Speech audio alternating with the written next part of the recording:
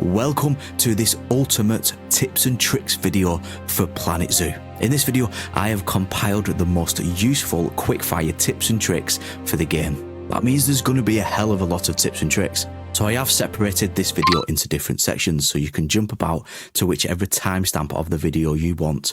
So for example, you know everything you need to know about placing foliage and rocks in Planet Zoo, but you actually struggle when it comes to building custom fences and using null barriers. You can jump to whichever section you want basically. With that being said, first up is every tip and trick you need to know when it comes to building stuff in Planet Zoo. When placing down a building piece out of the construction menu, if you hold shift, you can easily move it up and down with your mouse. If you want to get even more precise, you can go in advanced move by pressing X on your keyboard. This lets you move it ever so slightly in every direction, even moving it in multiple axes. Pressing X on your keyboard again will let you rotate it. With angle snap turned off on the bottom right, you can rotate it as slightly as you want. Obviously, if you turn angle snap on, let's say for 15 degrees, it will turn and rotate at 15 degrees. To duplicate an item that you've already placed and to go straight into the advanced movement tools, you can click on your item and this one next to the trash can here, next to demolish, it will say duplicate an advanced move. Click on that and it will take you straight to it. And the good thing about this is once you've placed one down like that, it will let you just keep placing them. It'll just keep duplicating it and keep it in the advanced movement tool. If you have duplicated an advanced move something, but it turns out that the axis of it changed because you wanted to rotate it and have a different look, if you click on this button here on this wheel in the advanced move, it says toggle from relative world axis, it will take you back to the actual world axis, letting you move it exactly back in place or wherever you like on that said axis. If you press this little circle button here, it will simply reset your last movement like that and turn it back to the relative world axis without using the advanced movement tool. Now if you just move it like normal, like I'm doing here, and it's attached to your mouse, you'll see on the bottom right hand corner there's some options. Let's talk about position snap. Off, it will just glide like over items you've already placed, but if you turn this on, it easily snaps to the position of items you have previously placed, like you can see me do here. This helps really well when trying to line up buildings. It just basically saves a bit of time then lining it up with the advanced movement tool I've just showed you.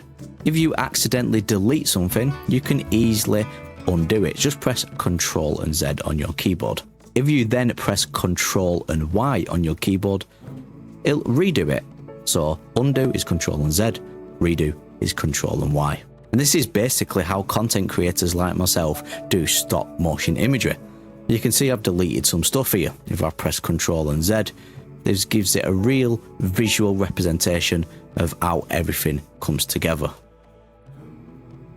If you want an easy way to build stuff to scale, to make things look a little bit more realistic, download this Archerman off the Steam Workshop page. It's literally a lifesaver as a measurement tool for building stuff to scale. Put it towards your counter shops to see where it would come up to, because this is the exact same height as a guest in your zoo. You can create custom chairs and your guest will sit on them. And that's right, if I just delete these cushions, what I've put in, and delete this structure, you will see that the in-game facilities, the benches, are underneath. If you build over the top of them, your guest will still sit on top of them. And that is the exact same principle as paths. If you put construction items down on top of paths, like you can see I've done here. By the way, it is best to use null paths when doing this, just so the paths don't stick out. Your guests and your staff in your zoo will still walk over the top of them and be able to access them, giving you the ability to create your own paths. Moving on to one of the biggest tips I could ever give you in Planet Zoo, and I have mentioned it before in my other videos, custom walls and custom barriers. That's right, you can create your own custom barriers. You can see I've done it here with the mesh to create like an Avery style circle on the end of this habitat, and here you can see how I've done it with glass and plaster pieces. You find somewhere convenient to put your habitat gate and you run a null barrier all around the outside of your custom fences, and your animals will not escape, and the best of all, your barriers will not degrade. This is honestly one of the best tips I can give you, and it gives you the ability to get so creative when creating habitats in Planet Zoo. Custom walls works a little bit differently and is a little bit more difficult to do, but let me show you. Basically, you have on the grid pieces and you have off the grid pieces on Planet Zoo. Now, learning how to combine these two will really help with your building creativity. When placing one of the on the grid options, you'll see the grid turn up. But what you can do is then place off the grid items, like you can see I've done with these off the grid plaster pieces on here, and you can create your own custom walls. For example, this one I'm doing is kind of like a tile effect. Same as what I've done here in this hard shelter for this habitat. To easily duplicate this over, you actually need to be in that grid system, that same group of buildings. All you have to do then is left click on your screen and drag a box over all of that. So the off the grid pieces with the on the grid pieces which are attached, and then just press duplicate, and then it will copy the off the grid pieces on top of the on the grid piece. Hope you're keeping up with this, it's a bit difficult to explain. It will just copy it over on the grid, so you can just easily place it like so. An easy way to create thinner looking roofs like this, so again, custom roofs, you can do it the same way. So all you have to do is, for example, I'm just going to move this out of the way and show you how we did it. I'm going to go on the construction tab, I'm going to go on flat roofs and floors, and I'm just going to place any on the grid, but on the same grid as what your initial building is. And what I like to do is go down to 1 meter and give it a little overhang. We want a little overhang. When it's square on like that, it just looks kind of silly. And we're going to lower it down just so it's level with the actual building, with the actual walls. And we'll just place that one down. But now we're going to split it from the group. Just trust me, it makes life easier. And then whatever building piece you want to put on this, just like we did with the walls, then I'm going to go for the plaster. Once again, I love the plaster pieces in Planet Zoo. During this tip video, you will see many of my builds using plaster pieces. I'm just going to go on the 4x4 plaster piece, and I'm just going to attach it to that new group, so that one little roof tile there. And then I'm going to go and select, go in the group, sorry, and then I'm going to go select that. And once again, we'll put that down to 1 meter. We can once again then start to make our custom roof like that. And then all you have to do to make it thinner is, you guessed it, go in and delete the thick parts like that, and you can have a nice thinner roof. This is how you create circular structures and aviaries which look like this. The key number to remember here is 8, and you want to go out 8 meters to the right of an on the grid item. I like to use this mud column, and then 8 meters to the left and place another mud column. To narrow your grid size down to count 8 meters, on the bottom right you will just see grid size. Just move it down to 1 and count 8 on each side. Get whatever construction piece you want, just make sure it's a 4x2 meter construction piece. For this instance, I'm going to use this mesh to create an aviary. Make sure your position snap is on and snap it to the middle of that column there. Go ahead and rotate it and make sure it's level on each side of the column, and then place it down. Decorate this one piece however you like.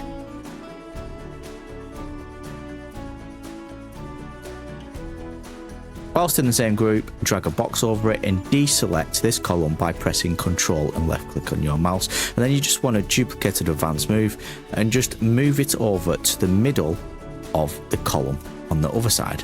Now exit the group and then duplicate and advance move the whole group. Press X and make sure your angle snap is on 15, and then just keep going around like this and placing those mesh pieces that you've just created until you get your circular structure.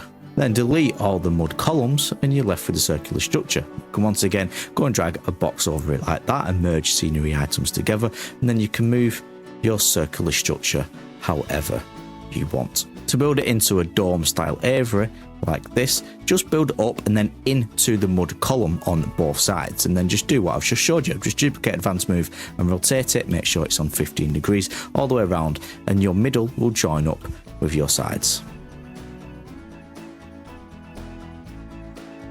No matter what habitat animal you are creating for, I always like to include a backstage area and mix that in with the hard shelter. You can see here our animals have got access to the hard shelter through this gated area. If I take you onto the inside, you can see our habitat gate is there, and we've got some backstage props. Like I said, I like mixing the hard shelter for the actual animals with the backstage area for our zookeepers and vets. Just get creative with it, create some custom fence, run your no barrier through it like I've already shown you how to do, and then just add some backstage props. It just gives that deeper realism aspect when creating habitats in Planet Zoo. If you make your backstage area big enough, you can include facilities like a keeper hut and a staff room.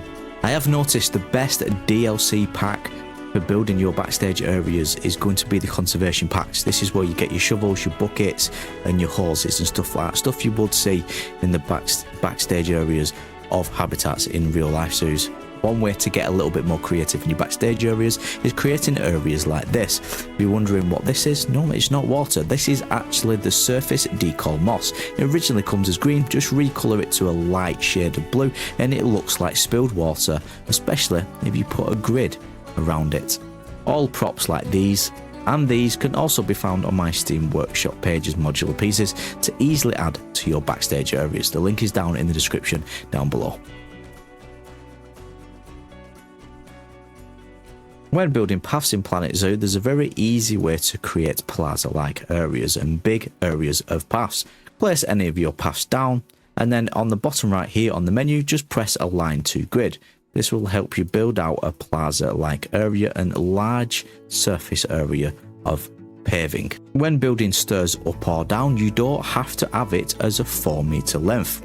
Go onto the setting tabs on the bottom right and there's a whole host of options, but if you just scroll down and you see elevated path, click that button there, make sure it's ticked and just move it down to 1 meter. Now you can do it in 1 meter increments, letting you get even more precise with how you want your path in. If you want to create nice curved slopes, go onto your settings menu and turn on curved slopes, and then just start placing it. Hold shift on your keyboard and go up and you'll see it will start curving now. If you turn your angle snap on, it's very much easier way to create a natural looking curved slope to an elevated area. Now this gives you the ability to be able to create overhead viewing areas for your habitats. And that is the exact same method I used to create this slope up to this viewing tower for this bear habitat. And you can see how it curves up like I've just showed you. But at the top I've just flattened it and I've just covered the paths with my own custom paths and built a tower around those paths, giving a very unique way for guests to view a habitat. This is how you create a perfect circular path. As for length, you can put it whatever length you want. The bigger the length of the path is, the bigger the circle you will get. Just place your first one down like so, and then place your second path down like so. Now you want to make sure your angle snap is on and you want to just come in one, and you're basically going to do that, come in 15 degrees every time you place a path. And if you keep doing this, you will find your circular path is already starting to form shape into a circle. So just keep going round all the way around until it joins on at the bottom here, and there we go. There's your perfect circular path. And just remember, you can always cover your paths and create your own custom paths. Your guests and your workers in your zoos will still walk over the paths that you placed underneath. Good tip for this is to use the null path option. This just basically turns the in-game path into an invisible path. You can then go ahead into your construction menu and place any kind of piece you want down basically. I'm even going to place this roof down. If I place this, and then the key thing here is to just lower this down just above ground level like this, and you have created your own custom path. Like I just said, your guests and your zookeepers and stuff will still walk over it. Now, jumping in and placing foliage and rockwork in Planet Zoo into your zoos and habitats can be a bit daunting when first starting off. But I'm about to tell you something that I wish I would have knew when I first started playing Planet Zoo, and that's combining 4 rocks with grass. It's as simple as that. The 4 rocks are brilliant and they are recolorable. These are brilliant. Look at the texture of these rocks. We've even got these smaller rocks as well, what look like pebbles, especially if you hold shift and just bury them in the ground like so. They look like little stones or pebbles. If you do that with a few of them like this in your habitats and around your zoos, in the gaps you have in your zoos, you can easily combine these. Remember, these are recolorable. I'll just show you. You can click on that, merge them together, and then you can recolor them however you want. If you wanted blue rocks for some weird reason, you could do. And if you actually type in Google for rocks recolor codes, you will get a list of codes which match whatever biome you are creating in. So if you wanted like a tropical rock and you wanted it the same color as a tropical rock, you can do. Same with desert. This is a desert rock. If I wanted this color, just search that in Google, what I've just told you, go on here and then just type that code in here, press apply, and it will change your 4 rocks to the rocks of whatever biome you wish. No matter what biome I am creating in, I always use these 4 rocks and adapt them to the biome. Now, if you go in your foliage tab and just type in grass, you will see many grass options. My favorite by far is a mixture of the Drin grass and the buffalo grass. Let me just find the buffalo grass for you. Where is it, Mr. Buffalo grass? I can't find it. I'm going to just type in buffalo buff. There we go. Just start typing in buffalo. These mixture of these grass types are just brilliant. Now, if you grab these grass types and you just place them in the gaps, if you turn position snap off, by the way, and you turn align to surface off, you can easily hold shift and place them down, and they will stay at the same length as well. If you just place them in the gaps of these said 4 rocks, I'm going to grab this buffalo grass here, lower it down like this, and just layer them down in the gaps like I've just said, in between your 4 rocks. Look how good it is already, and that took me literally a minute, didn't it? And here is a demonstration of what that can produce. You can see here I have recolored the 4 rocks to the biome that I'm creating in. I've lowered them into the ground, exactly like I just showed you, and then I've added the buffalo grass and the Drin grass in between to give that natural looking effect. If I just zoom out, you can see that in full effect, and it really does transform a habitat. I always say it in Planet Zoo, rocks and foliage is king.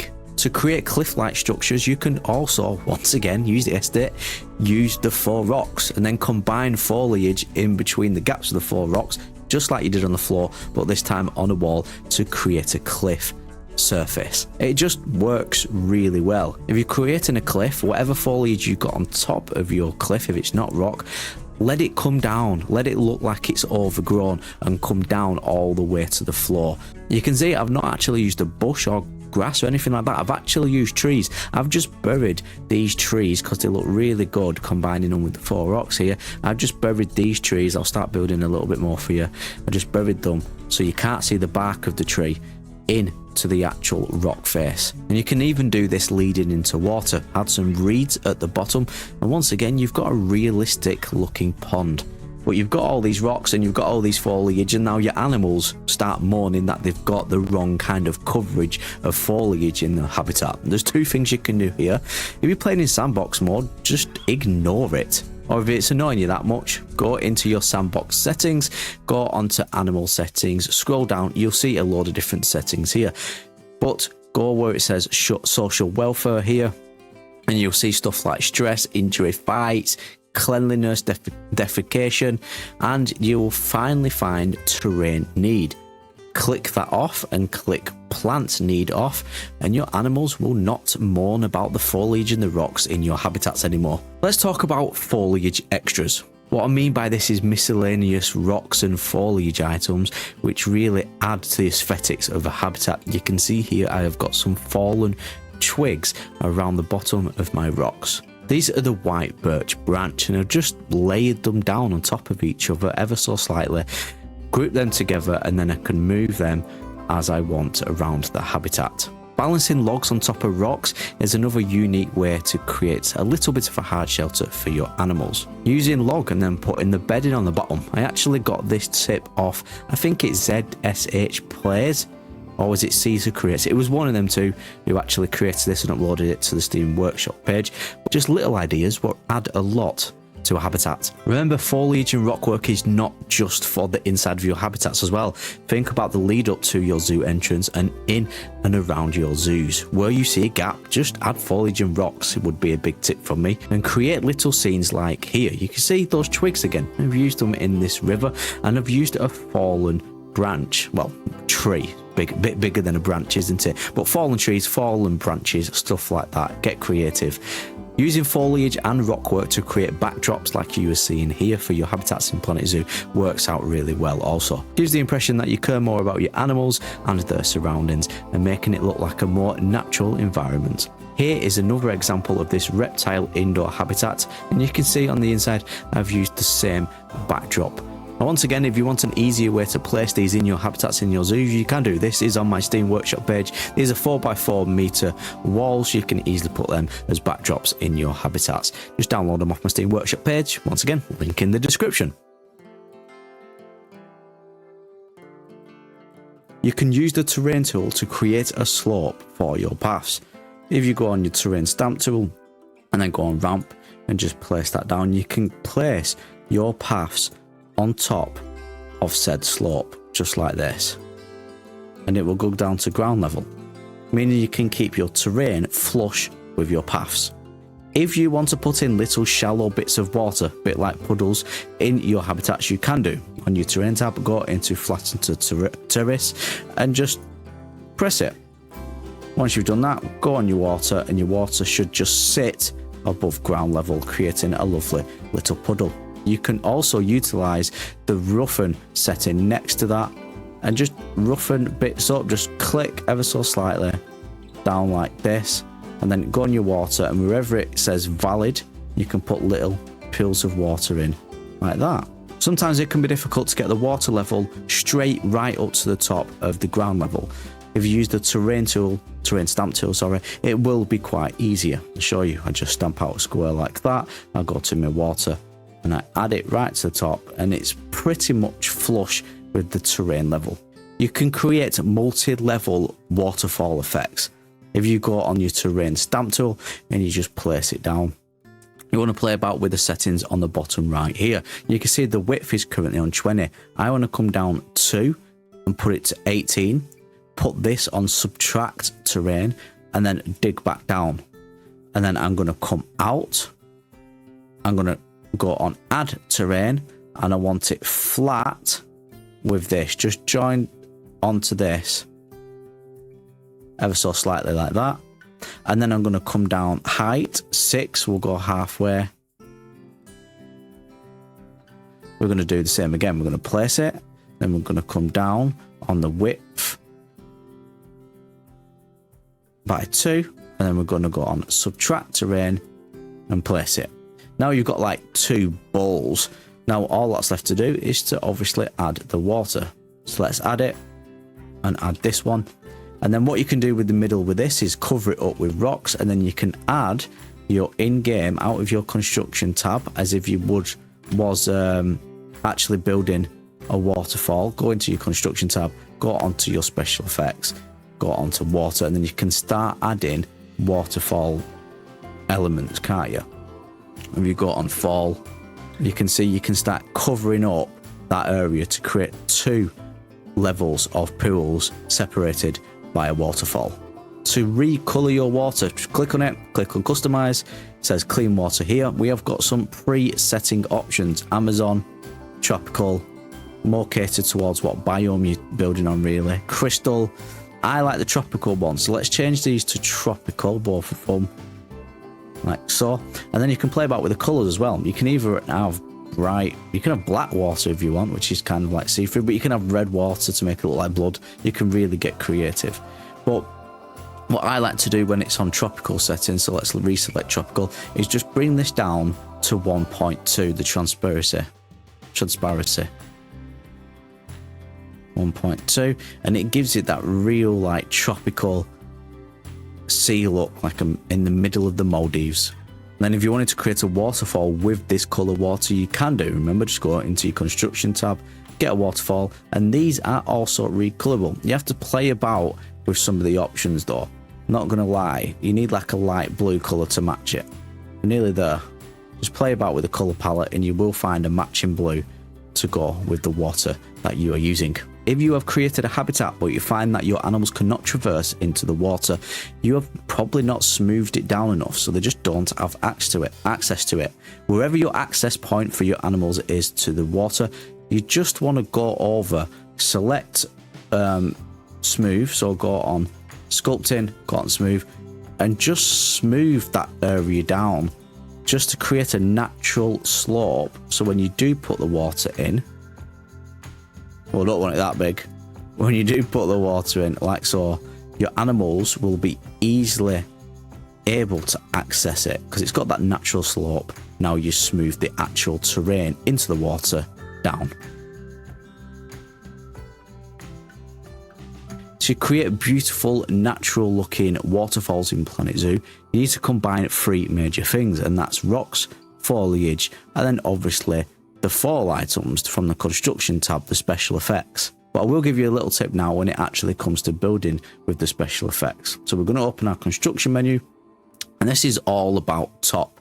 Just type in top, and then it go on waterfall top, 5 meters, 10 meters, don't really matter. 10 meters is just bigger than 5 meters, obviously. And then what you want to do is strategically place this top part. Just because it says top doesn't mean it has to be on the top. You can have it on the top. You can see I've got it on the top there, but then wherever the rocks break, like you can see here where the water might land, try to think of how it would look in real life. That's what I do. You're just going to place them in there like that, so it looks like it's cascading and hitting said rocks and then bouncing off them. When you get to the bottom, if you've got rocks, you can do exactly the same. Place the top at the bottom, so the waterfall top's now going to go at the bottom there, and you can see how it looks like it's hitting stuff. Now you can do this on sides of ponds as well, so it gives the effect that it's a stronger current. So if I just dig this down here like this, and put one here like this, it gives the impression that this water is then aggressively hitting this. To even add to that, to make it look more realistic, go on form. Just type in form, it'll come up, form rapid, and then put it in the direction of that top that you've just placed, like that. Now it definitely looks like it's cascading against the rocks, doesn't it? When it comes to walkthrough exhibits, there's some settings you can put on to totally be able to customize this exactly how you want it. You can do this quite easily by going onto the customize tab, and then it'll say wall to wall 4 and ceiling, and you can customize this exactly how you want it. If we go on netting, for example, and we change all these to netting, you'll see you create obviously a netted building to put your walkthrough exhibit animals in. Remember, this is exhibit, not walkthrough habitat animals. You can sync it easy just like that. Then you can go solid, you can go glass, and easily have it. Glass works really well when creating something like a butterfly habitat, but there's a way to get even more creative with this. If you go back on customize tab and click on none, you can have a totally invisible exhibit. You can even go on floor and go on none. You can go on door 1 and go on none. You guessed it, you can go on door 2 and go on none. So now you've literally just got a path, but you can put anything in here, any of these exhibit animals, they won't escape, and you can have them in your zoos. You can easily integrate this as a butterfly habitat through a garden, so it just looks like wild butterflies within your zoos, not an actual exhibit. A very easy way to create your own exhibit here is to just align everything to this path. You cannot delete this path, so you might as well align everything on. So you can put the outside path around it. You can then say go on your construction tab and grab an on the grid wall, and you want to just line it up exactly to the path what you've just put in, and now the path and the building will pretty much be on the same grid, making it very easy to start creating stuff. You can see I have created a sloth exhibit here. They're very happy in here, but look how much I've designed this. Remember, what I did was turn everything invisible and just created my own structure. I used the bamboo and I used a lot of the mesh pieces to create the actual mesh area, the exhibit area. Then I created this building to the left hand side, this customized custom building where the entrance is, and then our guests will walk through here and then exit out of there.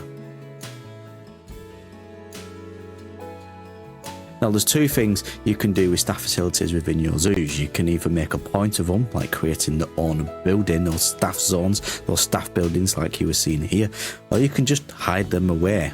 Now both of those options work well. It's totally up to you, but what I like to do, in my personal opinion, is make them a point in your zoos. Just because they're off limits to your guest doesn't mean you shouldn't have them looking good in your zoos, and I always create custom made buildings like this. Here's what I would suggest when it comes to zookeeper's hut.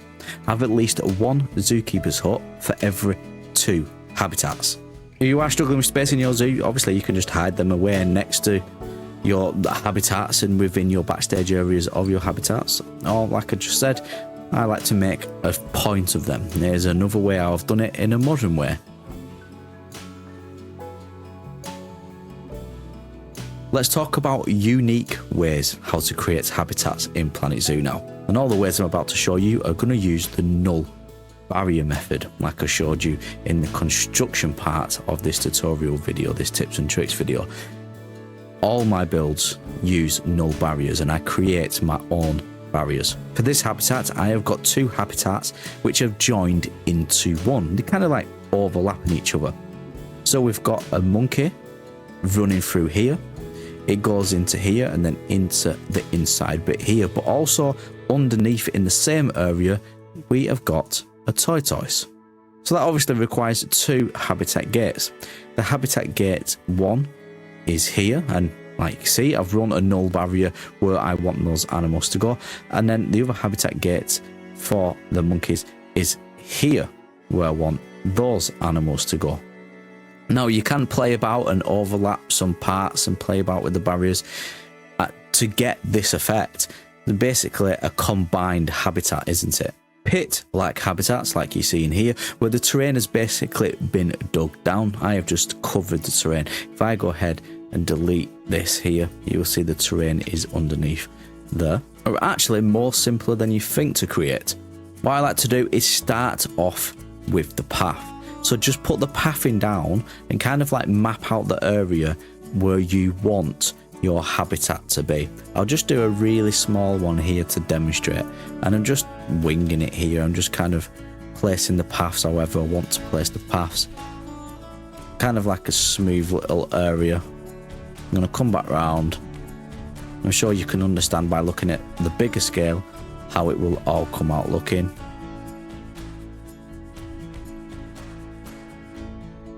I'm going to come back around, I'm going to join this around like this, nice and smoothly. And then what you're going to do is you're just basically going to dig down. The height is totally up to you. I'm going to go and push. I'm going to lower this size because it is a small habitat. Once you get the height required down that you want, the depth that you want, just go on flatten to foundation and just flatten all this out and push it right against your path, but leave some flat to ground level, original ground level here, because what I like to do, and I'll refer back to here, you can see I have done that here with this slope, is create a slope to ground level to easily put your habitat gate in and easily build a backstage area like you can see here, and a hard shelter for your animals. And then you're just going to cover this jagged terrain. And I like to cover the jagged terrain in 1 or 2 things, and I've got both of those things here. That is building pieces, so just cover it round. I like to use plaster, or you can just cover it with rocks and foliage. Aviary style habitats that suit animals more like cats and big cats, it's quite easy. Remember, we're creating our own barriers and wrapping null barriers around them. You can use any building pieces and your animals won't escape. So you can do that with the mesh, which creates a lovely aviary effect. By using the dig down method and then filling it with water, you can create aquatic animal habitats. But if you wish to create underwater viewing habitat, it's a little bit more difficult.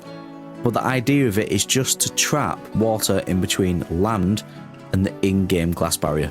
Go into your barriers tab. It doesn't matter what glass you can choose, whether it be one-way glass, the thick glass, or the normal glass. I just like to use the normal glass. It will still trap the water in.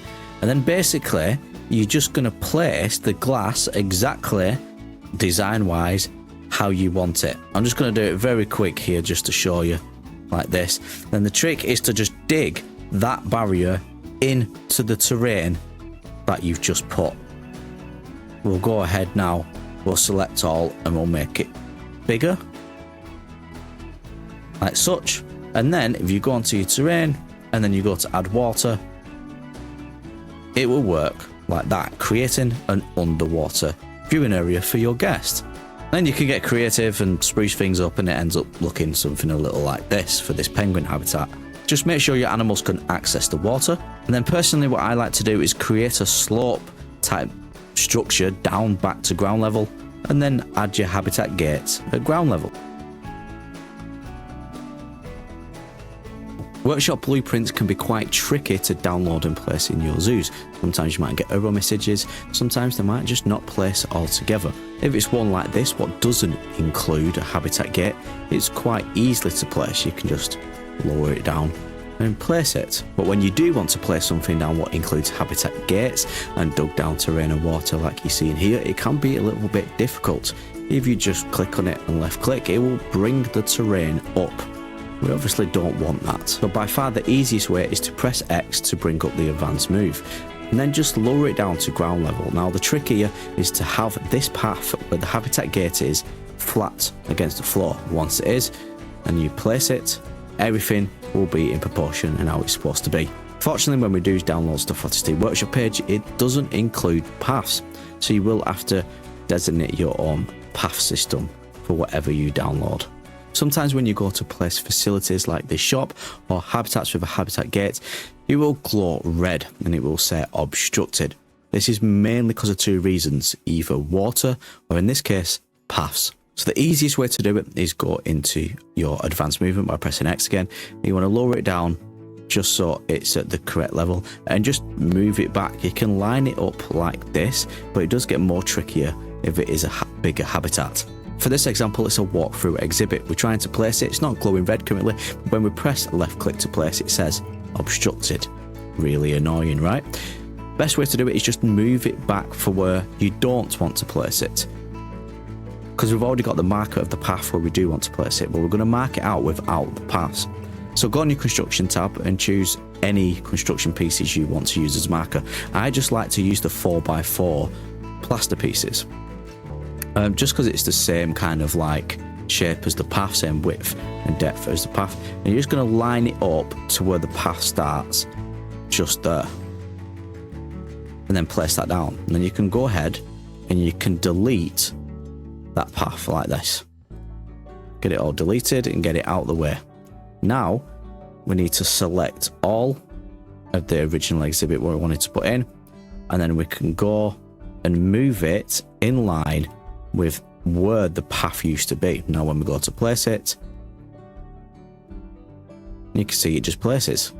We can now delete that plaster piece, go back on paths. You can even align it to this grid and you can see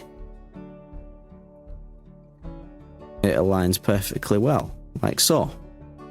Now, if you're playing Planet Zoo and you see this locked symbol over a workshop item that you have downloaded off the Steam Workshop page, it's for one or two reasons. Either you're playing it in franchise mode and you've currently not researched the building materials required to place the blueprint that you've downloaded. And to do so, remember, you need a mechanic in your zoo and you need a workshop building. Then you would have to research the theme, what's included in whatever Steam Workshop download you've downloaded. So either that or your Steam Workshop download actually includes a reward statue. That's right, there's many statues in Planet Zoo and you can see the ones I have got here. Some are silver, some are gold, some are bronze, some are made of stone, I believe, yeah, stone. Now, you get these for completing levels in campaign mode. If you've not completed that said level for that said statue in the campaign mode, but that statue is in a Steam Workshop item, you just won't be able to download it until you earn that statue.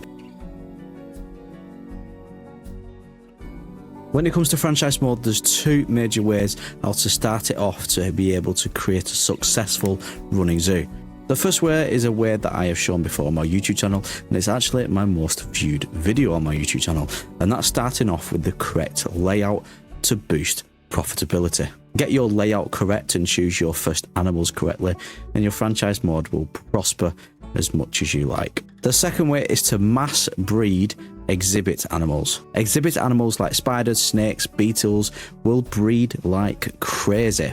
So utilize this. Sell their babies once they have breeded to boost your money for your franchise zoo. Do one of these two things at the start and then focus on making everything look pretty. You can build an entire zoo all on the same grid system. And that is what you are looking at here. This is Nootropic Zoo, built by myself, and it's all on the same grid. Build your initial entrance, so the facility entrance. Click on your paths and then click on Align to Grid and just select said entrance. You can then build your paths around your facilities. You can also, when you go on your construction tab and you select any wall per se, you can do exactly the same. So select a wall, select the grid, what the actual facility is on, you know, the entrance, and then you can create your wall of your habitats and all your gates and everything on the same grid. Yes, everything's flat, but remember you can dig down in your terrains and stuff like that to add a little bit of level. It's just an easier way to create a whole zoo. Doesn't mean it doesn't have to look good. One thing I always say is work smarter, not harder. When building restaurant facilities in Planet Zoo, you can put your seating wherever you like. You can see I have created a floating glass platform for my seating for my restaurant for the guests to sit on. So whether it be on an over the water glass floating platform or on a roof terrace, you can put your seating wherever you like. You don't even have to put a path to it. You just connect it through the restaurant menu. And the very last tip I'm going to give you is not actually a tip, it's more advice. My number one question I get asked when I build stuff in Planet Zoo is all about inspiration. What inspired you to build this? Where did you get the ideas from to create this? Do you use reference images? Does it come from the top of your brain? And it's pretty much that. Yeah, it comes from the top of the brain and reference images. I've got a whole video dedicated to where I gain inspiration from. I love expressing my creativity side. Sometimes I'll come up with a design for a habitat or a design for an actual building in my head, and I kind of want to portray that and paint that. I can't paint, so I use Planet Zoo to express that. Sometimes I'll be watching TV and I'll see a building and I'll think, can I use that as a backstage area building for a habitat? In this instance, you can see like a glass dome I created. I actually saw that in a reference image when I was looking for reference images for zoo habitats. I saw that there was like a reptile dome. I just built that a dome initially and then built around it with my own ideas. So go on Google, look up some reference images. Go and look at other zoos habitats and how they have created habitats, and take elements of that and combine them with other habitats. A lot of it is patience and perseverance. Sometimes myself, I open up a new map on sandbox mode and then I start looking at the green grass thinking, what the hell am I going to build, or what the hell am I going to make a video about today for Planet Zoo? Have a think, maybe come back to it, come off Planet Zoo for a little bit until you get the inspiration. Sometimes I'll be laid in bed at the middle of the night and think, oh, I saw that building today. What happens if I turn that into an exhibit, like a Waterfall exhibit? That's just my brain and how it works. But honestly, it's all about patience, perseverance, and gaining inspiration from the big World Wide Web out there. Hopefully one of these tips and tricks that I've shown you in this video has helped you in some kind of way or taught you something new. If it has, please hit that like button. And I am aware that this video is quite a long video, so if you have stuck around to the end right now, I just want to say a massive thank you. If you are into Planet Zoo videos, I've got loads of Planet Zoo content on my channel and there'll be loads to come, so hit that subscribe button if you are not already a subscriber of mine. Anyway, my name's Adam. I hope you have a wonderful rest of your day, and I will catch you in the next Planet Zoo video.